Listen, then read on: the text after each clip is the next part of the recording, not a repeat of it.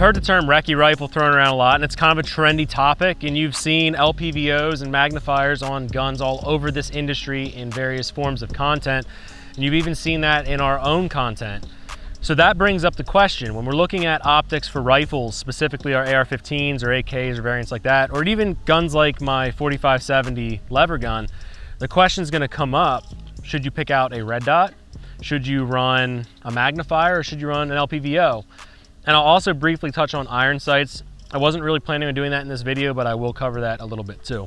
So this is a topic that I'm gonna say right here at the beginning of this video. It largely depends on what you're trying to do with your gun.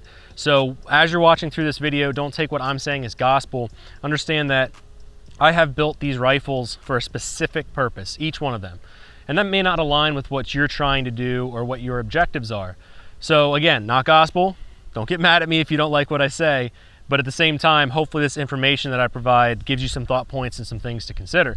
So starting out right away, we've got Giggles over here. This is our 12.5-inch machine gun. And for all the haters that say that this is not a machine gun, I'm gonna flip this around and show you. We've got the extra safety position. This thing does rip. It is amazing. I pay a lot of money to have the privilege of not having the ATF kick down my door because I have this gun. I digress. This 12.5-inch is a perfect candidate for running a red dot. And I wanted to give some pros and cons of a red dot, some things to consider. So when we're talking about smaller builds, or maybe it's your first AR-15, it's really natural for people to just go to a red dot sight. There's a couple reasons why. One of the pros is it's extremely small and it's extremely lightweight. Those are two reasons why people would tend to jump to a red dot sight. They're also fairly inexpensive, so you can get your hands on a good quality red dot sight for your rifle and not spend a ton of money. One of my favorite budget red dots for any AR-15 is the Vortex Crossfire. Is it as durable or as good as some of the aim points or Trigicons, things like that? No, not necessarily, but at the same time, I've owned around a dozen of them and I've had one failure in that entire lot. So I feel like I've had my hands on them enough to say that. The other thing is red dots are extremely quick to aim. So when we're talking about shooting around on the flat range, running around, engaging targets, even at considerable distances, we're saying 200 to 300 yards, if you can positively identify whatever you're shooting, a red dot can make shots and make hits on those targets. So that brings us up to some of the downsides. One, the red dot doesn't have an etched reticle. Now you can get into prism scopes and things like that that do have etched reticles, but most of the red dots that you would see on an AR-15 don't have an etched reticle. So what that means is you need a battery on at all times in order for them to function. The other downside of a red dot sight is because it's not an etched reticle and because they're often not a precision reticle, your precision aiming suffers at distance. If you've got a 2 MOA dot and you're back at 400 yards, or 200 yards I should say, where we're at today, you've got a massive dot going on those targets. So any variance in where your point of aim is affects that point of impact. So that's a downside of a red dot. Also with red dots, positive identification is much more difficult. So when we're running drills down here on the barricade at 200 yards, I kind of have the luxury of knowing that there's still targets at the other end of my barrel, and I know that I can shoot and engage any one of them. But if you told me pick out the green C zone, it's a lot harder for me to do that because this has no magnification. I can't really zoom in and grab that. So that's pros and cons in my mind of a red dot. Still a solid option, does come with some drawbacks. Jumping backwards a little bit, we've got iron sights. So a lot of people will see iron sights on their build. And honestly, guys, I look at iron sights as effective, but I would much rather have these as a backup to a red dot versus having them as a primary aiming source. So if you're definitely on a really tight budget, iron sights do work, but they are way more complex to get used to on a rifle. And on top of that, they give you virtually no precision when you're aiming down at distances. So moving on, the next variation that a lot of folks you will see on their builds, especially if you're aware of my builds, my 10-3 here, I've got a Vortex UH1 Gen 2 and a 3X magnifier. So this variation has some pros and cons as well. If you like the red dot, you like the lightweight and the small footprint. Now, I know that the UH1's not the best example of a small footprint. This thing's like a spaceship, but I digress. If you like the smaller footprint of a red dot or even a holographic sight like this, maybe a magnifier makes a lot of sense for you. And it's kind of a bridge between both worlds, whether you're in a red dot sight or an LPVO.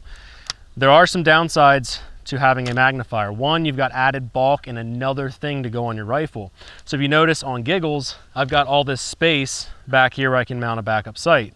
When you're running a magnifier like on the 10-3, you kind of lose that luxury. You really can't put anything back here as far as a backup sight. So you lose the ability to have that backup in case this particular optic fails. And fun fact, I got out here today and this battery was dead, so now I cannot use this in content for today. I have no way to aim and I forgot my CR123 batteries. As far as pros of a magnifier, the biggest pro is it doesn't affect your red dot.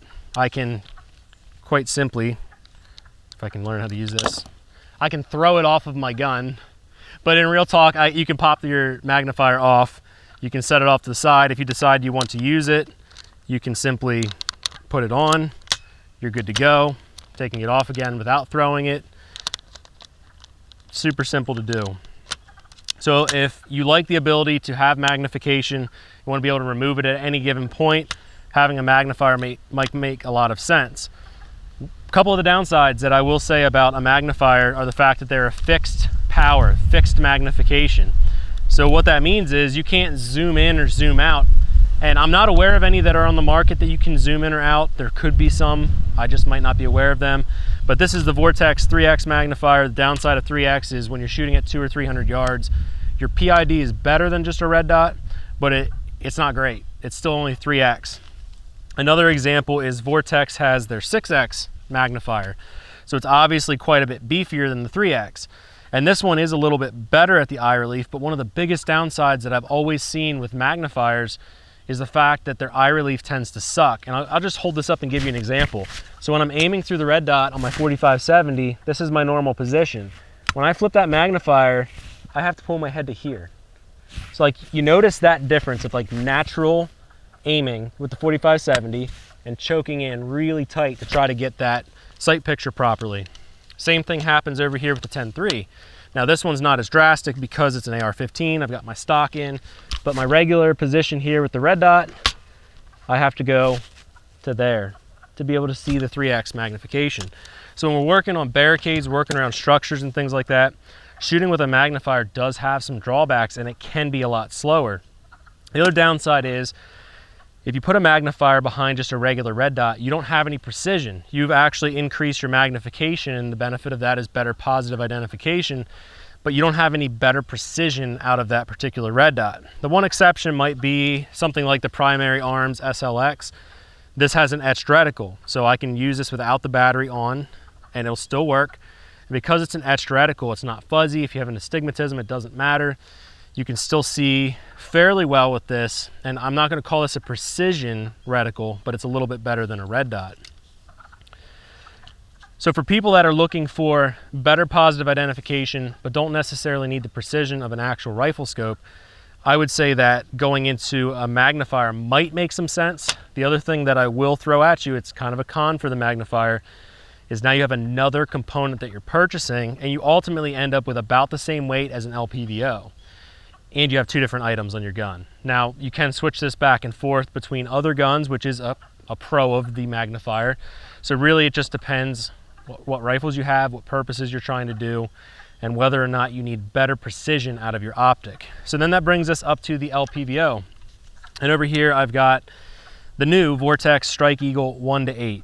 So when we're talking about LPVOs, there's a couple huge benefits of these particular optics. LPVO stands for low power variable optic, and typically LPVOs will start at a 1x base magnification and they'll go upwards of 4 to 6 to 8 power. Some of them are 10 power like the Razor Gen 3s. This particular one is a 1-8. You can see I've got a throw lever on the optic, so switching between 1 power and 8 power is as quick as just throwing my lever over. So the benefit of the scope is we have a high level of precision. This is also a first focal plane scope, which means that as I zoom in, we're actually increasing that reticle size. And that means that on every single magnification level from 1 through 8, I can use all of the markings on the reticle to create holds and account for wind and drop and things like that. So you have a high level of precision with an LPVO. Another pro that you have is going back to 1 power, you have a fair amount of speed. So when you're on closer distances, engaging targets quickly, you still have the ability to do that very easily with an LPVO.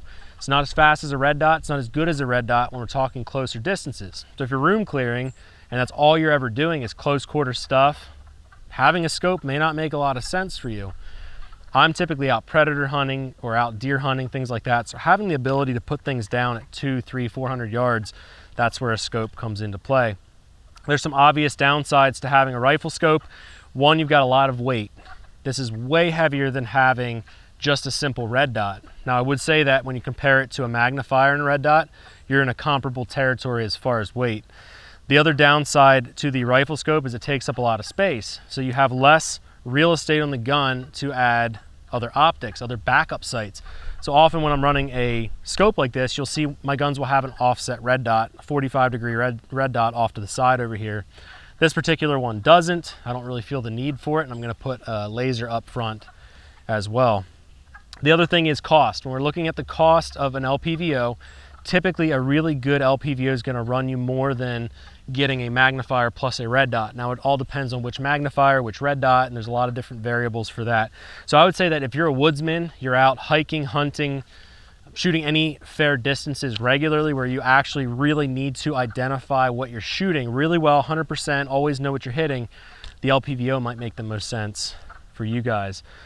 And guys, one other caveat that I wanted to throw at you with all of these different options, if you're running night vision, oftentimes having a red dot makes more sense, whether that's in a magnification kind of setup or we are looking at just engaging flat range targets. Having a red dot on night vision settings could make a lot of sense for you guys. One final note that I wanted to throw at you guys, regardless of which direction you go, if you ever find yourself shooting in awkward positions, using a barricade or some other sort of structure, or shooting in just generally less than ideal positions, you will find that a red dot is more forgiving than an LPVO or a magnifier. Like I said, the magnifiers are hard with that eye relief, and because of that, you've got to be in a perfect position to see them properly. If you're down low on a really low to the ground port on a barricade, shooting with a magnifier is very difficult, and the same can be said with shooting with an LPVO. So I want to know what you guys think. Which would you choose and why? Leave it down in the comments below. Let us know what you think. If you have further questions about all of these different setups, let us know. I can definitely dive into them deeper in another video. Just leave those comments and suggestions down in the comments section. And while you're there, guys, consider checking out our website. We've got a ton of cool products. All of the products that we manufacture and sell on our site are helping to fund our channel and allow us to create the content that you guys like to consume. So we're not putting ads on this page. We're not trying to sell you other people's products. But what I would like you guys to do is check out our website. If something makes sense, consider supporting us, because that's how we can afford to do what we're doing here. We would appreciate you guys checking out that site. Hit that subscribe button, leave us a comment, like the video, and turn on those notifications, guys. Stay well. Catch you guys in the next video.